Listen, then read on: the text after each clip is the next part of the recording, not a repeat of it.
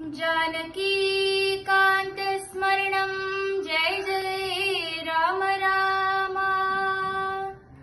ராமநாமத்தோட மகிமை என்னன்னு பாப்போமா? ஒரு சமயம் சகுந்தன்ற ராஜாவினோட சபையில வசிஷ்ட மகரிஷிக்கு முக்கியத்துவம் கொடுத்துட்டாருன்னு கோபம் வந்துடுத்து விஸ்வாமித்திரருக்கு. சாபம் கொடுக்கிறார், இன்னைக்கு சூரிய அஸ்தமனம் ஆறதுக்குள்ள உன் தலை என் கால்ல விழணும்னு. சகுந்த ராஜா பயந்துட்டு ஆஞ்சநேயர்கிட்ட போய் சரணடைகிறார். இங்க என்ன ஆச்சரியமான விஷயம்னா, ராமருக்கும் ராம நாமத்தையே ஆயுதமா கொண்டிருக்கக்கூடிய ஆஞ்சநேயருக்கும் யுத்தம்.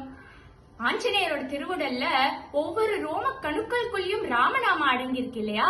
அப்பேற்பட்ட இந்த நிலைமையில யாரு ஜெயிச்சிருப்பா? ராமரை விட ராமநாமமே மூச்சு காத்தா கொண்டிருக்கக்கூடிய ஆஞ்சநேயருக்கு தான் இங்க பலம் ஜாஸ்தி இல்லையா இந்த இடத்துல? மனு மனு மே ராம், கனு கனு மே ராம், ரோம ரோம மே ராம் ராம். ராமருடைய பானமானது ஆஞ்சநேயரை நெருங்கவே இல்லையாம். அப்பேற்பட்ட பெரும் மகிமை ராமநாமத்துக்கு உண்டு.